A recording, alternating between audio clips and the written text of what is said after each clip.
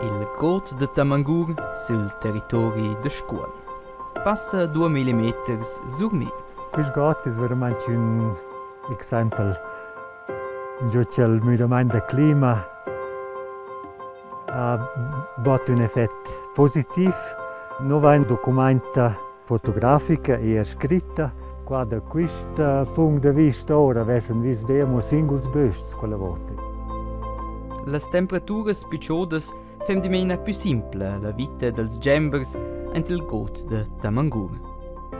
Ora va veramente qui un guaud ci prosperesce, ci cresce fic bene, ci non ha nessun problema da sopravvivere. In sé, tutto in ordine. Però la domanda è se capita se il sviluppo in avanti. Se viene una moneta 2 o 3 gradi più alta, allora poi è capitato che non è solo qui più in una situazione ottimale per il gember. E può capitare che i spins che arrivano singoli fino a qui sono più fermi e di rasen più fermi e schiacciano il gember. Per il momento è il mondo in ordine per il guaud de Tamangur. C'è grandi midaments e l'aspettano. Ent ils prossims 5 ans es müderege il portret della contregia marcata mainch. Alla scienza ens mette in vista che il confine de guaud potesse ir fino a 500 o fatta 700 metri più alto che le suossa.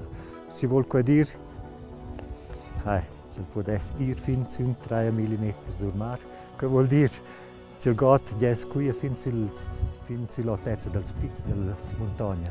Qui è svezza bene, che il guaud va a mund, also als derasa dal vell urla guaud in su. Svezza è la boscia giovane, che comincia a crescere ad una di più e ad una più alta, sul urla guaud vell. Ils animals es stuveregen adattare alla nuova situazione ed usce l'umen. Appunto, figlio greve da mettere avanti al Tschertas. Questo è allora magari tagliare la boscia perché i turisti hanno una bella vista.